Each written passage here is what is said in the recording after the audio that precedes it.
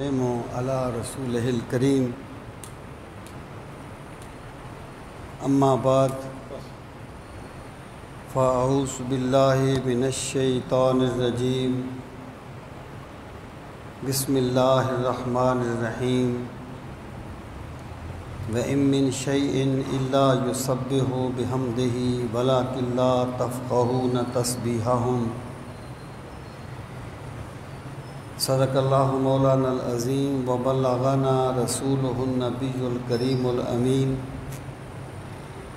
ونحن علی ذالک لمن الشاہدین والشاکرین والحمد للہ رب العالمین رب اشرح لی صدری ویسر لی امری واحلل عقدۃ من لسانی یفقہوا قولی اللہم ارنا الحق حقا وارزقنا اتباعہ وارنا الباطل باطلا وارزقنا اجتنابہ اللہم ارنا الاشیاء کما ہی ان اللہ وملائکتہ یصلون علی النبی یا ایہا الذین آمنوا صلوا علیہ وسلموا تسلیما اللہم صل وسلم علی سیدنا و مولانا محمد وعلی آل و اصحاب سیدنا و مولانا محمد وبارک وسلم وصلی علیہ الصلاۃ والسلام علیک یا رسول اللہ وعلی آلک واصحابک یا حبیب اللہ الصلاۃ والسلام علیک یا شفیع المذنبین وعلی آلک واصحابک یا رحمۃ للعالمین صلی اللہ علی محمد عدد ما ذکرہ الذاکرون وعدد ما غفل عن ذکرہ الغافلون۔ انتہائی عزت و احترام کے لائق قابل صد تکریم معزز و محترم سامعین کرام، جمعۃ المبارک کے آج کے اس بابرکت موقع پر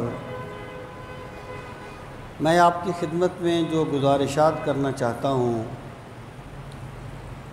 ان کا عنوان یہ ہے کہ غیر ذوی العقول اشیاء اور عظمت و شان مصطفیٰ صلی اللہ تعالیٰ علیہ وآلہ وسلم۔ سامعین محترم، اس کائنات میں اللہ تعالیٰ نے جتنی مخلوقات کو پیدا فرمایا ہے ان کی بنیادی جو تقسیم ہے وہ دو صورتوں میں ان کو تقسیم کیا گیا ہے۔ بعض چیزوں کو ذوی العقول کہا جاتا ہے اور دوسری چیزوں کو غیر ذوی العقول کہا جاتا ہے۔ ذوی العقول سے مراد وہ چیزیں ہیں جو عقل رکھتی ہیں، جیسے انسان ہے، جن ہے، فرشتے ہیں، یہ ذوی العقول چیزیں ہیں۔ اور بعض چیزیں ایسی ہیں جو عقل نہیں رکھتی، جیسے حیوانات ہیں، جمادات ہیں، نباتات ہیں، ان کو غیر ذوی العقول کہا جاتا ہے۔ اور یاد رہے کہ جو قانون بنایا جاتا ہے وہ افراد کو دیکھ کے نہیں بنایا جاتا، بلکہ اکثریت کو دیکھ کے بنایا جاتا ہے۔ قانون جو ہے وہ اکثریت کو دیکھ کے بنایا جاتا ہے۔ مراد میری یہ ہے کہ اگر ایک بندہ جو ہے وہ پاگل ہے، اس کی عقل بالکل ہی کام نہیں کرتی، تو اس تقسیم میں اس کا شمار بھی ذوی العقول میں ہوگا۔ یعنی ایک بندہ ہے جو پاگل ہے، عقل نہیں رکھتا، اس کا شمار بھی ذوی العقول میں ہی ہوگا، کیونکہ وہ جس جنس سے ہے وہ عقل رکھتی ہے۔ اب سامعین محترم، یہ جو تقسیم ہے نا ذوی العقول اور غیر ذوی العقول کی، یہ انسانوں کے اعتبار سے ہے۔ یعنی انسان یہ سمجھتے ہیں کہ ایک انسان تو ہماری بات کو سمجھتا ہے، لیکن ایک پتھر جو ہے وہ ہماری بات کو نہیں سمجھتا۔ یعنی ایک بادشاہ ہے، بہت اس کی بادشاہی کا بڑا کر و فر ہے، تو ایک بندہ تو سمجھے گا کہ یہ بادشاہ ہے، وہ اس سے ڈرے گا بھی، اس کے جلال کا بھی اعتبار کرے گا، لیکن ایک دیوار کو کیا پتا کہ یہ بادشاہ ہے یا کون ہے؟ ایک پتھر کو کیا پتا کہ یہ بادشاہ ہے یا کون ہے؟ تو یہ جو تقسیم ہے ذوی العقول اور غیر ذوی العقول کی، یہ انسانوں کے اعتبار سے ہے۔ اور قرآن و سنت سے یہ چیز واضح ہے کہ یہاں تک اللہ تعالیٰ کی عظمت اور کبریائی کا تعلق ہے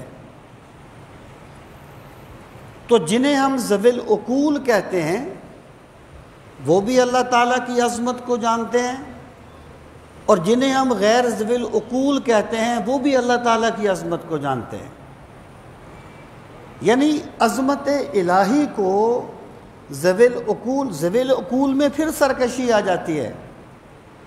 یعنی جو انسان ہیں یا جن ہیں وہ سارے تو مومن نہیں ہیں، ان میں سے کچھ مومن ہیں، کچھ کافر ہیں۔ ذوی العقول میں پھر ایک سرکشی کا امکان ہوتا ہے، لیکن جو غیر ذوی العقول چیزیں ہوتی ہیں وہ میرے رب کی عظمت کو آخری حد تک جانتی ہیں، اور کبھی اللہ تعالیٰ کی عظمت سے اور اس کی کبریائی کو تسلیم کرنے سے وہ ذرہ برابر بھی منحرف نہیں ہوتی۔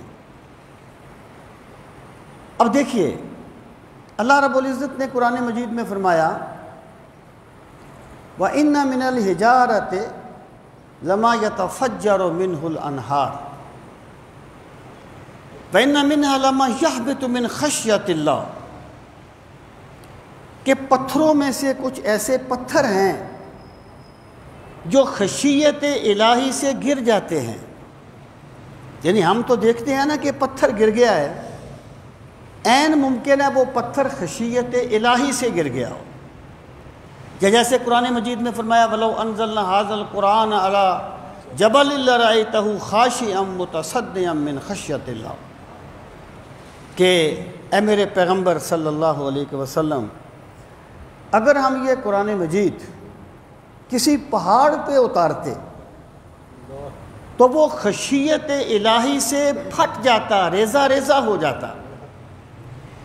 یعنی وحی کا جو جلال ہے اسے پہاڑ برداشت نہیں کر سکتے، اسے میرے پاک نبی صلی اللہ تعالیٰ علیہ وآلہ وسلم کے قلب منیر نے برداشت کیا ہے اور قلب منیر نے اس کو قبول فرمایا ہے۔ سامعین محترم، اللہ تعالیٰ نے قرآن مجید میں ارشاد فرمایا وَإِن مِّن شَيْءٍ إِلَّا يُسَبِّحُ بِحَمْدِهِ، کہ کوئی ایسی چیز نہیں ہے، یعنی چیزوں میں سے کوئی ایسی چیز نہیں ہے إِلَّا يُسَبِّحُ بِحَمْدِهِ، مگر یہ کہ وہ اللہ تعالیٰ کی حمد کے ساتھ اللہ تعالیٰ کی تسبیح بھی بیان کرتی ہے۔ یعنی ہر چیز، وہ نباتات ہوں، وہ جمادات ہوں، وہ زمین ہو، وہ دیوار ہو، وہ کوئی پتھر ہو، ہر چیز جو ہے وہ اللہ تعالیٰ کی تسبیح کو بیان کرتی ہے۔ وَلَٰكِن لَّا تَفْقَهُونَ تَسْبِيحَهُمْ، اے لوگو لیکن تم ان کی تسبیح کو سمجھ نہیں سکتے۔ یعنی انسان کی ایک حد ہوتی ہے نا، ویسے تو انسان سمجھتا ہے کہ میں پتہ نہیں کیا کچھ جان لیتا ہوں اور کیا میری عقل کا دائرہ ہے، لیکن انسان ایک حد میں جیتا ہے، یہ مانے یا نہ مانے۔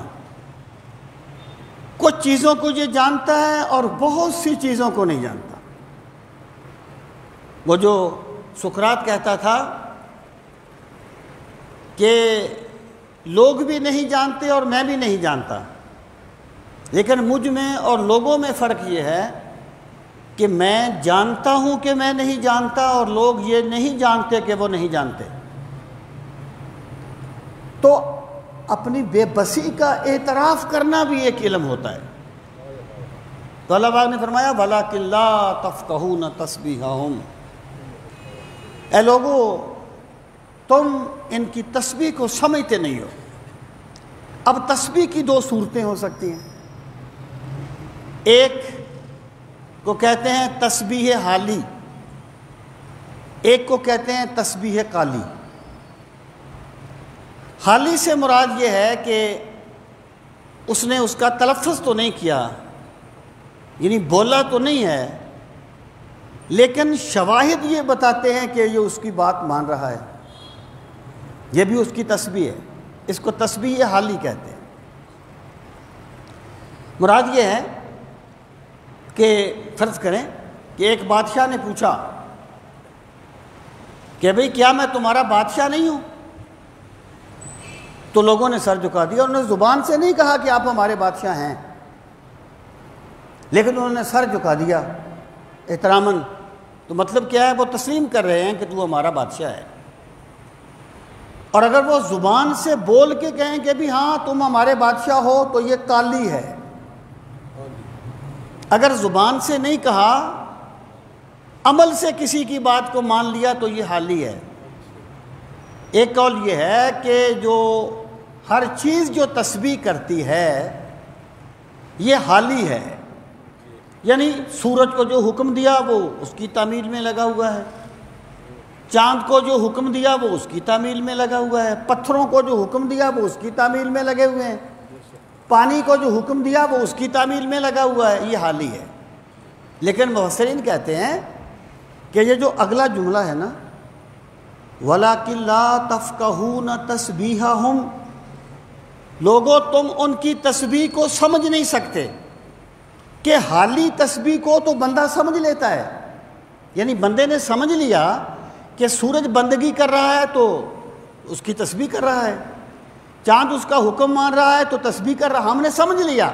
لیکن یہ جو فرمایا نا تم ان کی تسبیح کو سمجھ نہیں سکتے، اس کا مطلب یہ ہے کہ ہر چیز اللہ تعالیٰ کی تسبیح حالی طور پر بھی بیان کرتی ہے اور قالی طور پر بھی بیان کرتی ہے۔ وَلَٰكِن لَّا تَفْقَهُونَ تَسْبِيحَهُمْ، لیکن تم ان کی تسبیح کو سمجھ نہیں سکتے۔ تو ہر چیز جو ہے نا یہ اللہ تعالیٰ کی تسبیح کو بیان کرتی ہے۔ سامعین محترم، میں آپ سے یہ عرض کرنا چاہتا ہوں، پہلے ہمیں یہ سمجھ لینا ہے کہ غیر ذوی العقول اشیاء ہیں کیا، اور پھر وہ غیر ذوی العقول اشیاء کس نسبت سے ہیں۔ تو نسبت انسان کی ہے، اللہ کی نہیں۔ میرے رب کی عظمت کو جیسے انسان سمجھتا ہے ویسے پتھر بھی سمجھتا ہے۔ ہر چیز اللہ کی تسبیح بیان کرتی ہے۔ اور اگلی بات میں یہ کروں گا کہ اللہ تعالیٰ کا جو بندہ اپنے رب سے جڑ جاتا ہے، جس کا رابطہ اس ذات کے ساتھ مضبوط ہو جاتا ہے، جس کی تسبیح ذوی العقول بھی کرتے ہیں، غیر ذوی العقول بھی کرتے ہیں، میرا رب اسے اپنی صفت کا یہ مظہر بھی بنا دیتا ہے کہ اس مقرب الہی کی عظمت کو انسان بھی سمجھتے ہیں، جانور بھی سمجھتے ہیں، ذوی العقول بھی سمجھتے ہیں، غیر ذوی العقول بھی سمجھتے ہیں۔ سبحان اللہ۔ سامعین محترم، اس پہ بہت سے شواہد پیش کیے جا سکتے ہیں۔ میں آپ کو صرف ایک مثال دے کے پھر میں آگے آتا ہوں۔ ایک بڑے مشہور صوفی کی بات آپ نے سن رکھی ہوگی، جنہیں بشر حافی کہا جاتا ہے، حضرت بشر حافی۔ حفا کا مطلب ہوتا ہے ننگے پاؤں چلنا۔ حضرت بشر حافی جو ہے یہ توبہ کرنے سے پہلے شراب پیا کرتے تھے، شرابی تھے، شراب پیتے تھے۔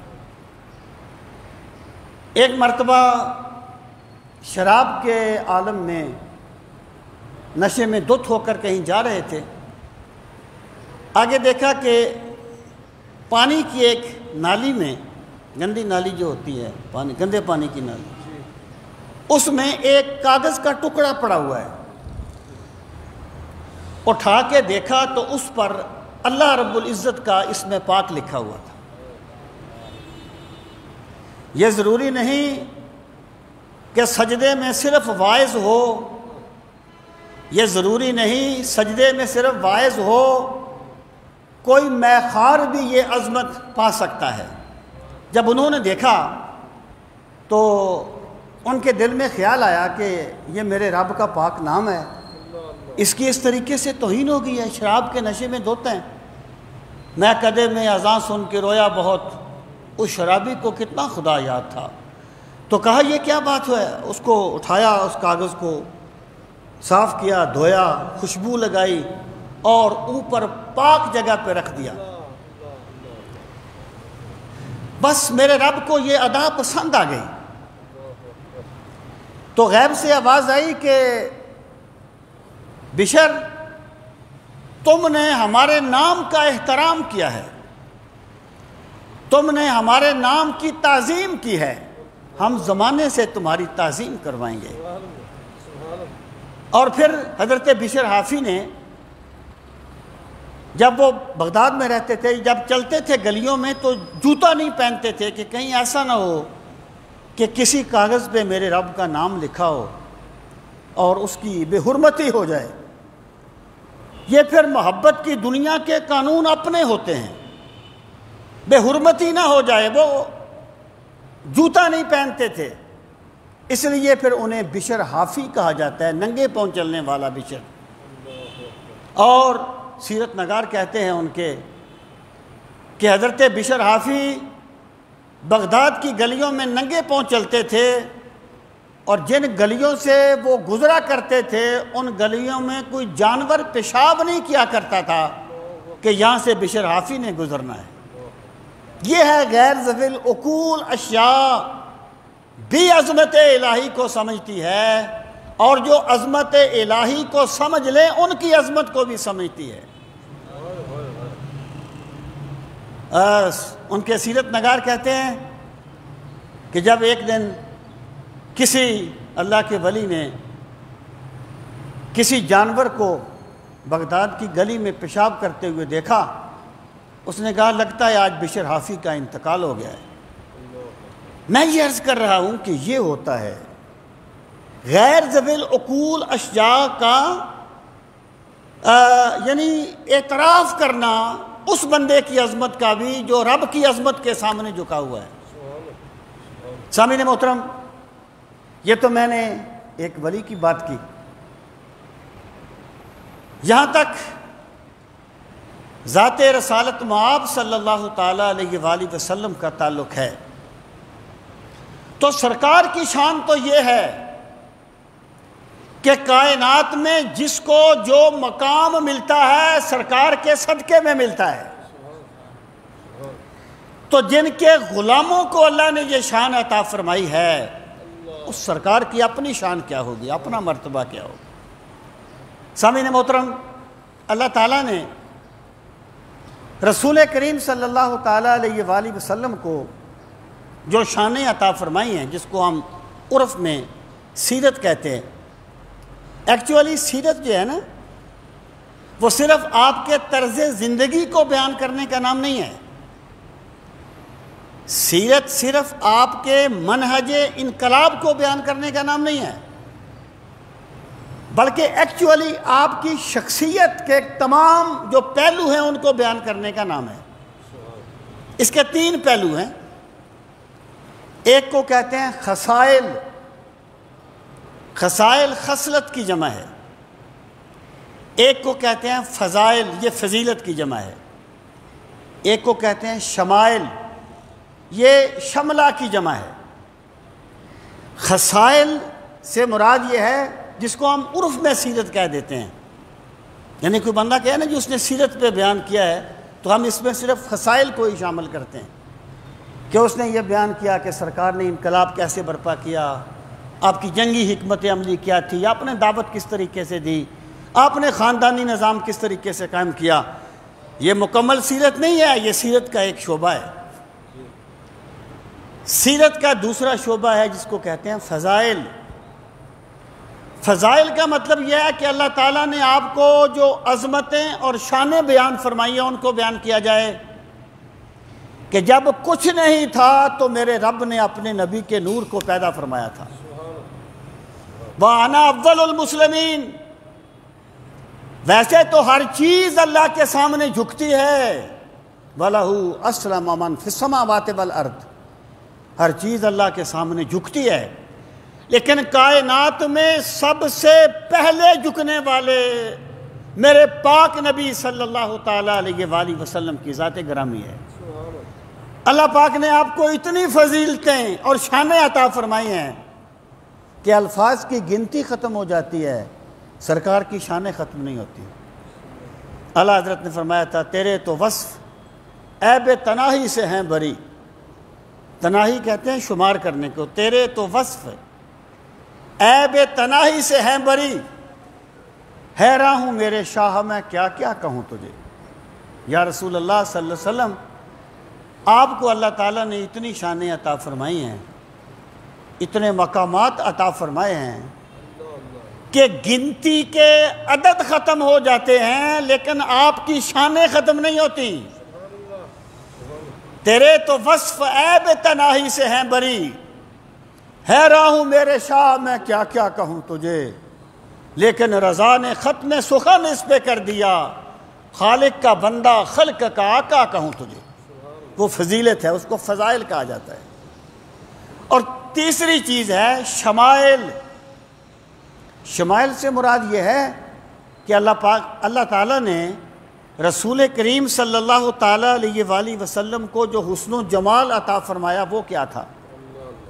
آپ کی آنکھوں کا حسن کیا تھا, ان کے کمال کیا تھے. آپ کے دست پاک کا حسن کیا تھا, ان کے کمال کیا تھے.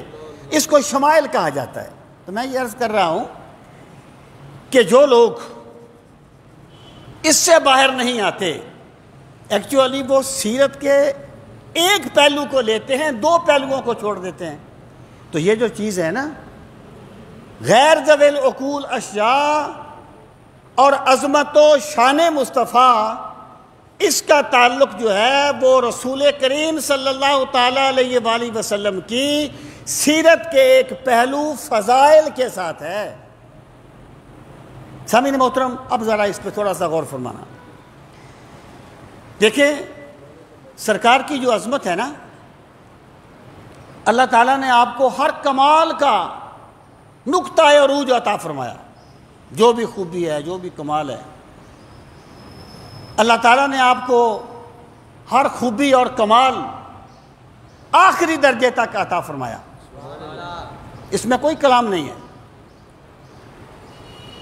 سامعین محترم, جس طریقے سے رسول کریم صلی اللہ تعالیٰ علیہ وآلہ وسلم کی سیرت، جس کو عرف میں ہم سیرت کہتے ہیں، خصائل، یہ سرکار کی عظمت کو بیان کرتے ہیں نا، اس طریقے سے فضائل بھی آپ کی عظمت کو بیان کرتے ہیں۔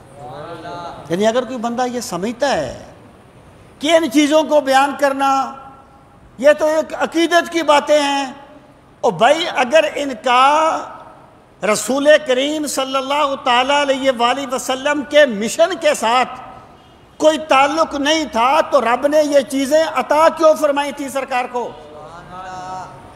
اور سیرت کی کتابوں میں یہ بیان کیوں کی گئی ہیں؟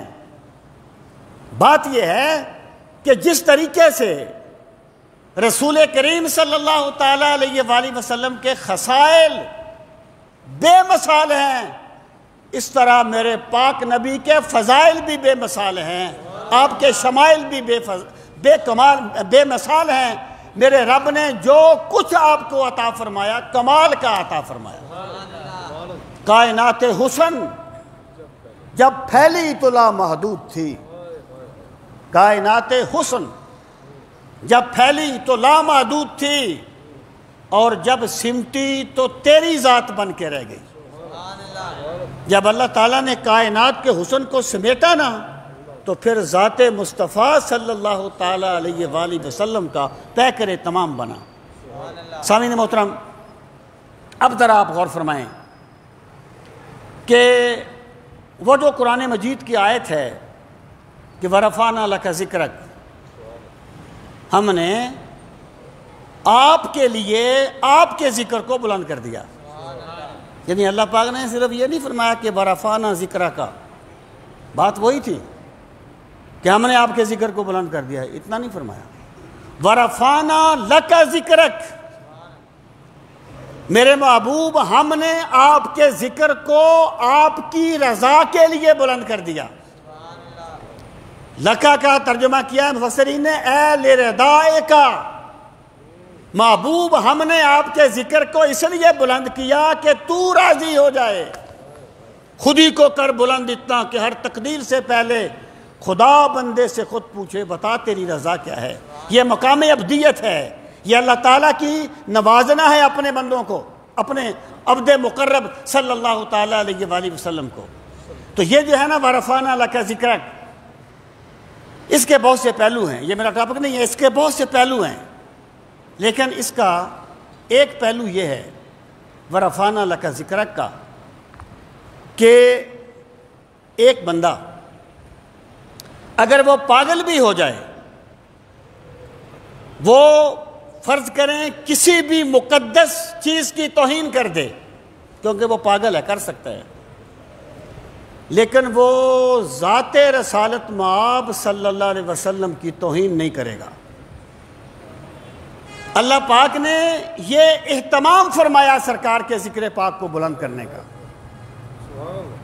وہ قدرت اللہ شہاب نامہ میں کہتے ہیں کہ بچپن میں، ظاہر پارٹیشن سے پہلے کی بات ہے، میرا ایک دوست ہندو تھا، تو ہم اس طریقے سے جاتے تو ایک مسلمان جو تھا نا وہ نعت پڑھ رہا ہوتا تھا اور وہ ذکر کر رہا ہوتا تھا، اللہ اللہ ذکر کرتا تھا۔ تو میرا جو ہندو دوست تھا نا وہ اللہ تعالیٰ کے اس میں گرامی کو بگاڑ کے مذاق اڑاتا تھا۔ کہتے ہیں مجھے غصہ نہیں آتا تھا۔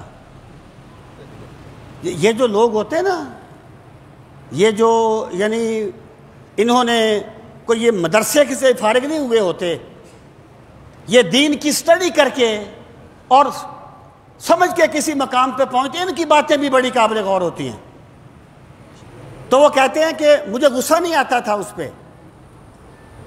کہتے ہیں ایک مرتبہ ہم جا رہے تھے تو ایک مسلمان آدمی نعت پڑھ رہا تھا کہ محمد نہ ہوتے خدائی نہ ہوتی، خدا نے یہ دنیا بنائی نہ ہوتی۔ کہتے ہیں میرا جو ہندو دوست تھا نا، اس نے رسول کریم صلی اللہ تعالیٰ علیہ وآلہ وسلم کے اسم گرامی کو بگاڑا، اس کا تمسخر اڑایا۔ کہتے ہیں مجھے اتنا غصہ آ گیا کہ میں نے ایک پتھر اٹھا کے اس کے مارا۔ کہتے ہیں پھر میں نے سوچا کہ یار رسول کریم صلی اللہ تعالیٰ علیہ وآلہ وسلم تو اللہ تعالیٰ کے بندے ہیں نا، سرکار کو تو جتنا کمال ملا ہے اللہ نے عطا فرمایا ہے نا، سرکار تو اللہ تعالیٰ کی عبد مقرب ہے نا، تو اس کی کیا وجہ ہے کہ مجھے اس وقت تو غصہ نہیں آیا جب وہ اس میں باری تعالیٰ کی توہین کرتا تھا، لیکن مجھے اس وقت غصہ آ گیا جب اس نے اللہ کے محبوب کے نام کی توہین کی۔ کیا وجہ ہے؟ کہتے ہیں پھر میں یہ سمجھا کہ یہ بھی ورفعنا لک ذکرک کی شان کا ایک مظہر ہے کہ اللہ تعالیٰ نے مومن کا مزاج ایسا بنایا ہے کہ وہ بڑی بڑی باتوں پر تو کمپرومائز کر جاتا ہے، لیکن جب ذات رسالت معاب کا مسئلہ آتا ہے تو کبھی کمپرومائز نہیں کرتا۔ یہ میرے رب کی جو شان ہے نا، ورفعنا لک ذکرک، جو اللہ پاک نے عطا فرمائی ہے، یہ اس کا ایک مظہر ہے۔ سامعین محترم، اور لوگ کہتے ہیں نا مسلمان بڑے جذباتی ہو جاتے ہیں، تمہیں پتہ ہی نہیں ہے اللہ نے اپنے محبوب کو نوازا کیسے ہے، تمہیں پتہ ہی نہیں ہے مسلمانوں کے ایمان کا اس سے تعلق کیا ہے، یہ میرے رب کا نظام ہے۔ سامعین محترم، تو میں آپ سے یہ عرض کر رہا تھا، وہ نہیں وہ جو شیرانی یا کیا وہ ایک تھا شراب کے نشے میں دھت تھا، وہ کوئی شاعر تھا، شیرانی اس کے آخر میں آتا تھا، تو شراب کے نشے میں دھت تھا، تو جو اس کے دل میں آتا وہ کبھی کسی کی توہین کرتا، کبھی کسی کی توہین کرتا، تو کسی نے اس سے یعنی ایسا اس نے ماحول بنایا کہ وہ رسول کریم صلی اللہ تعالیٰ علیہ وآلہ وسلم کی ذات کی توہین کرے۔ اس نے اس کے سامنے سرکار کی توہین کی کسی بندے نے، تو اس نے پتھر اٹھا کے اس کو مارا شیرانی نے۔ اس نے کہا میں شرابی تو ضرور ہوں لیکن اپنے نبی کا غدار نہیں ہوں، میں شرابی ہوں، میں گناہ گار ہوں، لیکن میں سرکار کی ذات کے ساتھ کوئی غداری نہیں کروں گا، میں نشے کی حالت میں بھی سرکار کا وفادار رہوں گا اور ان کی توہین کبھی بھی برداشت نہیں کروں گا۔ یہ میرے رب کا ایک نظام ہے، یہ میرے خدا کا ایک سسٹم ہے۔ سامعین محترم، اب ذرا آپ آ جائیں کہ ورفعنا لک ذکرک، یہ جو آیت کریمہ ہے، علامہ قرطبی کہتے ہیں کہ جب یہ آیت نازل ہوئی تو رسول کریم صلی اللہ تعالیٰ علیہ وآلہ وسلم نے جبریل امین سے پوچھا کہ اللہ تعالیٰ سے دریافت کریں کہ اس کا کیا مطلب ہے کہ ہم نے آپ کے ذکر کو بلند کر دیا۔ تو جبریل امین نے اللہ تعالیٰ سے سوال کیا تو اللہ پاک نے فرمایا کہ میرے نبی کو بتا دیں کیا اس کا مطلب یہ ہے اذا ذکرت ذکرت معی، اذا ذکرت ذکرت معی، کہ میرے نبی صلی اللہ علیہ وسلم جب بھی میرا ذکر کیا جائے گا نا اسی وقت ساتھ ہی تمہارا بھی ذکر کیا جائے گا۔ یعنی میں نے ایسا نظام بنا دیا ہے کہ جہاں بھی میرا ذکر ہوگا وہاں ساتھ ہی تمہارا بھی ذکر ہوگا۔ وہ جو اقبال نے کہا تھا، دشت میں دامن کوثر میں میدان میں ہے، دشت میں دامن کوثر میں میدان میں ہے، چین کے شہر مراکش کے بیابان میں ہے، بحر میں موج کی آغوش میں طوفان میں ہے، اور پوشیدہ مسلمان کے ایمان میں ہے، چشم اقوام یہ نظارہ ابد تک دیکھے، رفعت شان رفعنا لک ذکرک دیکھے۔ یہ اللہ تعالیٰ نے اپنے پاک نبی کے ذکر کو بلند فرمایا۔ اب سامعین محترم، اذا ذکرت ذکرت معی، کہ جب میرا ذکر کیا جائے گا تو اے نبی صلی اللہ علیہ وسلم ساتھ ہی آپ کا بھی ذکر ہوگا۔ اور میں نے پہلے عرض کیا کہ اللہ تعالیٰ کا جو ذکر ہے وہ صرف انسان نہیں کرتے، اللہ تعالیٰ کا ذکر صرف فرشتے نہیں کرتے۔ اللہ پاک فرماتا ہے وَإِن مِّن شَيْءٍ إِلَّا يُسَبِّحُ بِحَمْدِهِ، کہ کائنات کی کوئی چیز ایسی نہیں ہے مگر وہ رب کی حمد کرتی ہے، رب کی تسبیح بیان کرتی ہے، رب کا ذکر کرتی ہے۔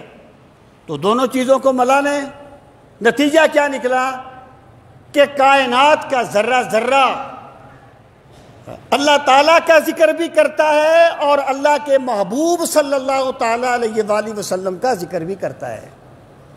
وہ ذوی العقول ہو تب بھی کرتا ہے، غیر ذوی العقول ہو تب بھی کرتا ہے۔ سامعین محترم، رسول کریم صلی اللہ تعالیٰ علیہ وآلہ وسلم کو اللہ تعالیٰ نے یہ شان بھی عطا فرمائی کہ آپ کی عظمت کو صرف انسان ہی نہیں جانتے تھے، صرف فرشتے ہی نہیں جانتے تھے، بلکہ جن چیزوں کو ہم غیر ذوی العقول کہتے ہیں وہ بھی بہت اچھے طریقے سے جانتے تھے کہ اللہ کا محبوب کتنی شان والا ہے اور اللہ نے اپنے محبوب کو کتنی عظمتیں عطا فرمائی ہیں۔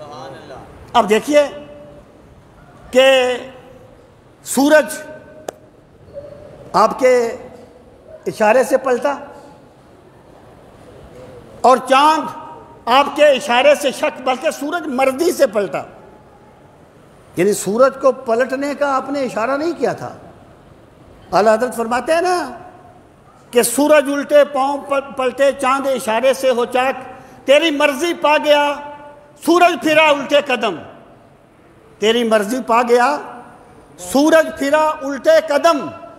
اگلا مصرع کیا ہے؟ تیری مرضی پا گیا سورج پھرا الٹے قدم، کہ سورج نے سرکار کی مرضی پاتے ہوئے الٹے قدم پھر گیا اور تیری انگلی اٹھ گئی، ماں کا کلیجہ چر گیا۔ یا رسول اللہ صلی اللہ علیہ وسلم، آپ کی انگلی اٹھ گئی تو ماں کا کلیجہ چر گیا۔ مطلب کیا ہے؟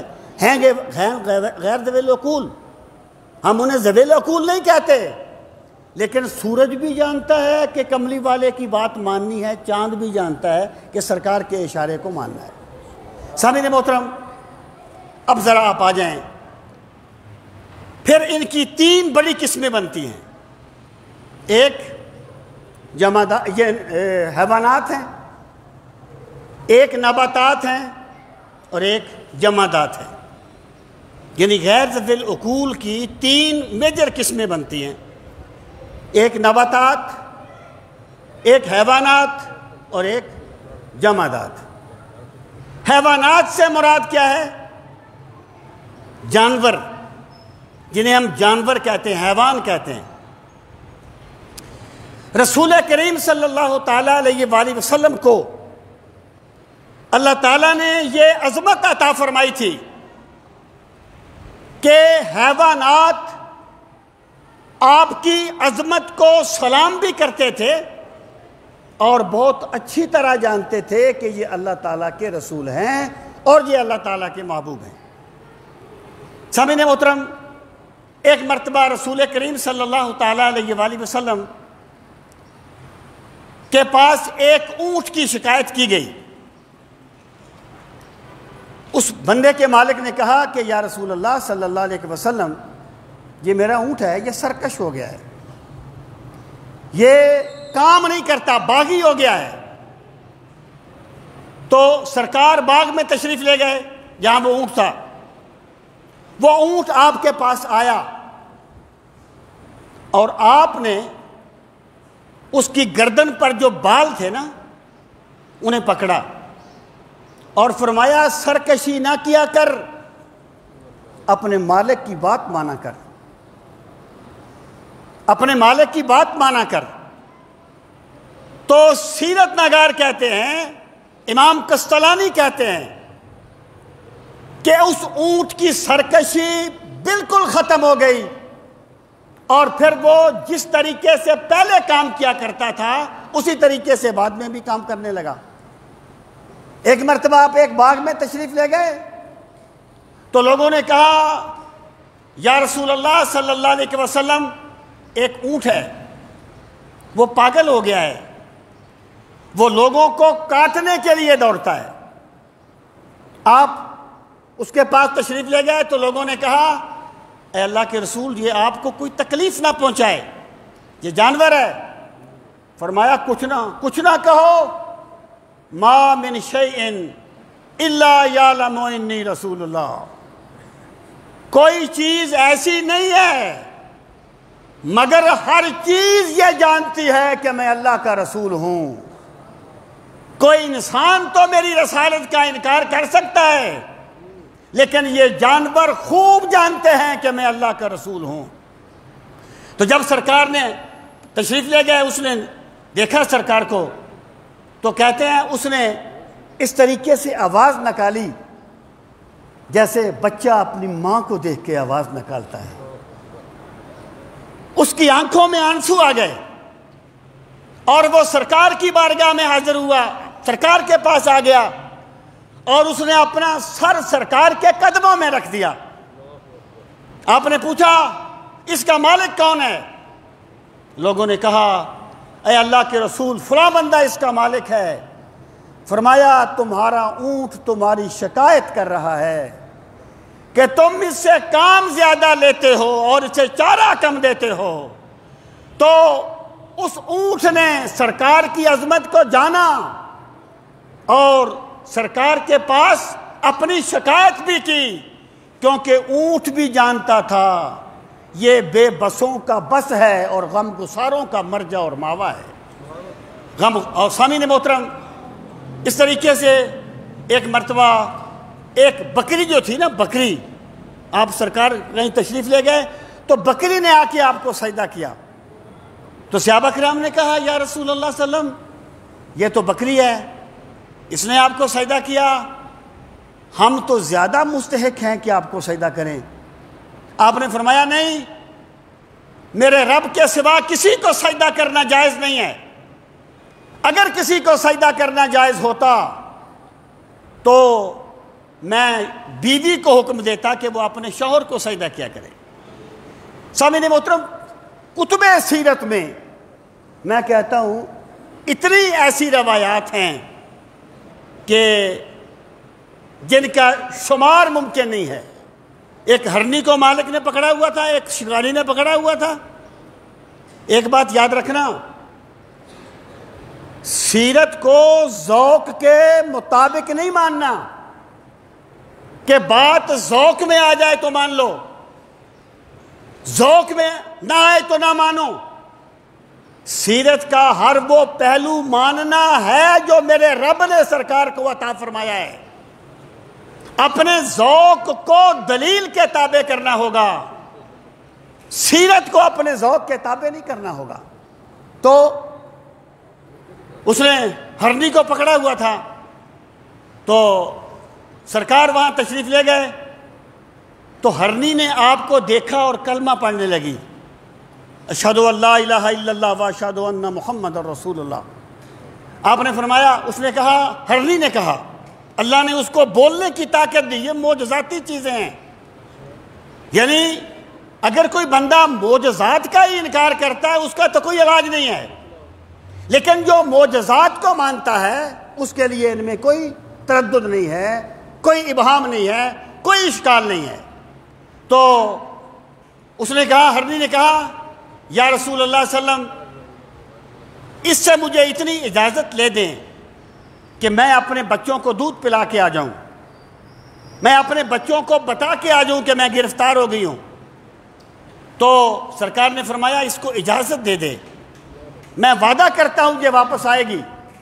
تو سوان سیرت نگار کہتے ہیں، امام قسطلانی کہتے ہیں، دیگر بہت سے سیرت نگاروں نے لکھا کہ وہ ہرنی چلی گئی، اور جیسے اس نے سرکار سے وعدہ کیا تھا نا کہ میں دودھ پلا کے واپس آؤں گی، اسی وقت وہ واپس آ گئی، اور جب واپس آئی تو پھر بھی سرکار مدینہ کا کلمہ پڑھ رہی تھی۔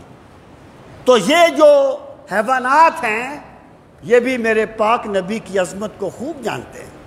سامعین محترم، آپ نباتات کو دیکھ لیں، درختوں کو دیکھ لیں، بظاہر درخت ہیں لیکن یہ بھی سرکار کی عظمت کو خوب جانتے ہیں۔ جب رسول کریم صلی اللہ تعالیٰ علیہ وآلہ وسلم حضرت ابو طالب کے ساتھ شام کے سفر میں گئے تو جس درخت کے نیچے قافلہ ٹھہرا تھا، رسول کریم صلی اللہ تعالیٰ علیہ وآلہ وسلم ذرا لیٹ وہاں پہنچے تھے، یہاں قافلے نے پڑاؤ کیا تھا، تو آپ کو سائے میں جگہ نہیں ملی تھی، آپ دھوپ میں تھے، لیکن یہاں سرکار تشریف فرما تھے، درخت نے اپنا سایہ ادھر کر دیا تھا۔ درخت بھی جانتے تھے کہ یہ اللہ کے رسول ہیں، اور ایک یہودی آپ کے پاس آیا، وہ کہنے لگا یا رسول اللہ صلی اللہ علیہ وسلم، اے محمد بن عبداللہ، مسلمان تو نہیں تھا نا ابھی، کہنے لگا میں کیسے مانوں کہ آپ اللہ کے رسول ہیں؟ آپ نے فرمایا تو کیسے ماننا چاہتا ہے؟ یعنی یہ تو بندے کی کمزوری ہے نا، کہ جو دلیل دے سکتا ہے وہ دلیل ہی دے گا، کوئی روحانی طاقت نہیں دکھا سکے گا۔ یہ تو بندے کی کمزوری ہے کہ اس کا ایک فیلڈ ہوتا ہے، باہر نہیں آ سکتا، لیکن میری سرکار کو تو میرے رب نے اتنا نواز دیا تھا کہ کوئی ایسا شعبہ رہا ہی نہیں تھا جس میں میرے پاک نبی کو کمال نہیں عطا فرما دیا تھا۔ وہ جو اقبال نے بے مثال شعر کہا تھا، تیری نگاہ پاک سے دونوں مراد پا گئے، عقل غیاب و جستجو، عشق و حضور و اضطراب۔ جو بندہ جو بھی طلب لے کے آتا تھا سرکار اس کا دامن بھر دیتے تھے۔ تو اس بندے نے کہنے لگا میں آپ کو تب رسول مانوں گا جب آپ، یہ جو درخت ہے نا یہ آپ کی رسالت کی گواہی دے دے۔ تو سرکار نے فرمایا جا اور جا کے درخت سے کہہ دے کہ تجھے اللہ کے رسول نے بلایا ہے۔ اس نے جا کے کہا تجھے اللہ کے رسول نے بلایا ہے۔ تو امام بوصیری کہتے ہیں وَجَاءَتْ لِدَعْوَتِهِ الْأَشْجَارُ صَاجِدَةً تَمْشِي إِلَيْهِ عَلَى سَاكٍ بِلَا قَدَمِ۔ یا رسول اللہ صلی اللہ علیہ وسلم، اللہ نے آپ کو وہ شان عطا فرمائی کہ جب آپ نے درختوں کو بلایا نا، وہ جڑوں سمیت آپ کی بارگاہ میں آئے۔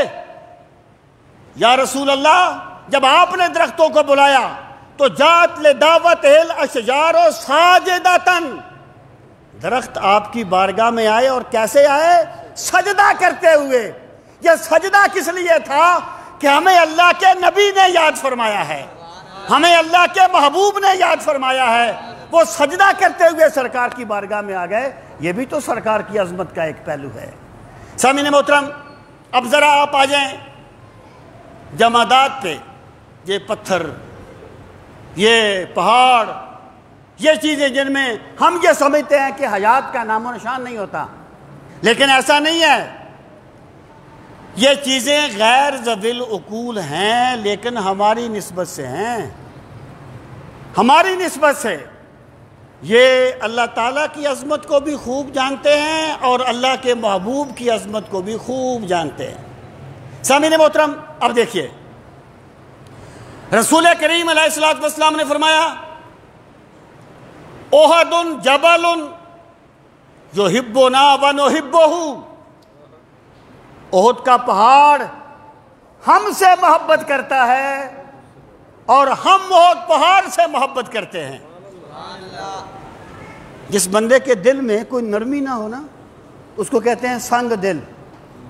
سنگ کہتے ہیں پتھر کو، یعنی اس کا دل پتھر کی طرح ہو گیا ہے۔ تو میرے پاک نبی کی عند اللہ وجاہت یہ ہے،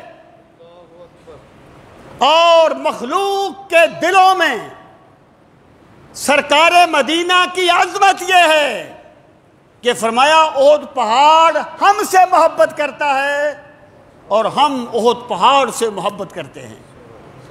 تو محدثین کہتے ہیں اس کا مطلب یہ ہے، پہلی بات تو یہ ثابت ہوئی کہ سرکار سے محبت صرف انسان نہیں کرتے تھے، صرف ابو بکر و عمر و عثمان و علی صحابہ و اہل بیت نہیں کرتے تھے، بلکہ پتھر بھی سرکار مدینہ سے محبت کرتے تھے۔ اور دوسری چیز یہ ثابت ہوئی کہ میرے آقا اتنے لجپال ہیں۔ یہاں دنیا میں تو یہ ہوتا ہے نا مجاز میں کہ ممکن ہے ایک بندہ کسی سے محبت کرے وہ نہ کرے، لیکن سرکار مدینہ اتنے لجپال ہیں، اگر پتھر بھی سرکار سے محبت فرمائے تو سرکار اس سے محبت فرماتے ہیں۔ اور پھر محدثین کہتے ہیں کہ جب ایک پتھر بھی سرکار سے محبت کرتا ہے تو جس دل میں سرکار کی محبت نہ ہو پھر تو وہ پتھر سے بھی کیا گزرا ہے۔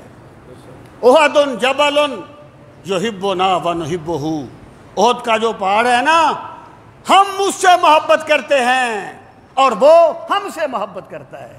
سامعین محترم، یہ صحیح مسلم کی حدیث ہے کہ رسول کریم صلی اللہ تعالی علیہ وسلم فرماتے ہیں انی لا اعرف حجرا بمکہ کان یسلم علی قبل ان ابعث۔ آپ نے فرمایا میں مکہ مکرمہ میں اس پتھر کو آج بھی خوب جانتا ہوں جو میرے نبوت کا اعلان کرنے سے قبل مجھ پر سلام بھیجا کرتا تھا۔ ابھی نبوت کا اعلان نہیں ہوا، ابھی لوگوں کو نہیں پتا چلا کہ جی اللہ کے رسول آخری نبی ہیں، ابھی لوگوں میں اعلان نہیں ہوا، لیکن پتھر کو پہلے ہی اللہ نے شعور دے دیا کہ تیرے پاس سے اللہ کے نبی گزر رہے۔ اور سیدنا علی المرتضیٰ کرم اللہ تعالی وجہہ الکریم فرماتے ہیں کہ جب سرکار نے نبوت کا اعلان فرمایا، میں سرکار کے ساتھ مکے کی نواح میں نکلا۔ فرماتے ہیں ہم جس بھی پہاڑ کے پاس سے گزرتے تھے نا، اس سے آواز آتی تھی السلام علیکہ یا رسول اللہ، اے اللہ کے رسول آپ پر سلامتی ہو۔ سامعین محترم، تو سرکار کی جو شان ہے نا، وہ صرف ایمان والے نہیں، ذوی العقول نہیں، وہ غیر ذوی العقول چیزیں بھی آپ کی عظمت کو سلام کرتی ہیں۔ آپ جانتے ہیں بڑی معروف روایت ہے کہ رسول کریم صلی اللہ تعالی علیہ وآلہ وسلم ایک کھجور کے تنے کے ساتھ ٹیک لگا کے خطبہ پڑھا کرتے تھے۔ وہ کھجور کا تنا بھی کتنا خوش قسمت تھا جسے میرے پاک نبی کا قرب ملا کرتا تھا۔ ٹیک لگا کے خطبہ پڑھا کرتے تھے۔ جب سرکار کے لیے منبر بنا دیا گیا تو سرکار منبر پہ تشریف فرما ہو گئے۔ تو صحابہ فرماتے ہیں کہ وہ جو تنا تھا نا کھجور کا، وہ جو خشک کھجور کا تنا تھا، وہ سرکار کے فراق میں ایسے رویا جیسے بچہ اپنی ماں سے بچھڑ کے روتا ہے۔ اس تنے حنانہ در ہجر رسول نالا میزد ہم چوار باب عقول۔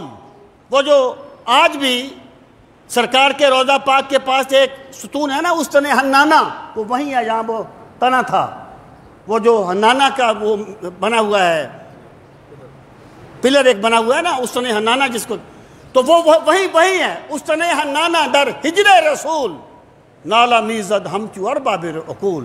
وہ کھجور کا تنا اس طریقے سے رویا جس طریقے سے بچہ اپنی ماں سے بچھڑ کے روتا ہے۔ وہ کسی نے کہا تھا پاک نبی دے ہجر دے اندر رویا تھن حنانہ، پاک نبی دے ہجر دے اندر رویا تھم حنانہ، رو رو اس نے زاری کی تھی دیکھو وانگ انسانہ۔ جیسے انسان روتے ہیں نا، ویسے وہ کھجور کا تنا رویا تھا۔ تو میرے پاک نبی صلی اللہ تعالی علیہ وآلہ وسلم کی ذات گرامی وہ نہیں ہے جس سے صرف ابو بکر و عمر و عثمان و علی محبت کرتے ہیں، اور جس کے فراق میں رومی اور جامی روتے ہیں، بلکہ میری سرکار کے فراق میں تو کھجور کے تنے بھی روتے ہیں۔ تو میرا محبوب نہیں ڈٹھا جنوں ویکھ کے چن شرماوے، تے بجلی دردی لشک نہ مارے متا بے ادبی ہو جاوے، تے جے ہو جاوے سیر کرنوں تے گلشن سیس نواوے، تے جے ہو کھولے ول زلفاں دا راہی راہ بھول جاوے، تے خلق اودے نے مولی دنیا کوئی ورلا جان بچاوے، آزم ایڈا سونا ماہی سانو کدھرے نظر نہ آوے۔ اللہ تعالیٰ نے رسول کریم صلی اللہ تعالیٰ علیہ وآلہ وسلم کو یہ شان عطا فرمائی ہے کہ ممکن ہے کوئی ذوی العقول تو آپ کی عظمت کو نہ مانے، لیکن جو بھی غیر ذوی العقول ہوگا وہ میرے سرکار کی عظمت کو ضرور سلام کرے گا۔ اللہ تعالی ہمیں رسول کریم علیہ الصلوۃ والسلام کی عظمت و شان کو سمجھنے کی توفیق نصیب فرمائے۔ وما علینا الا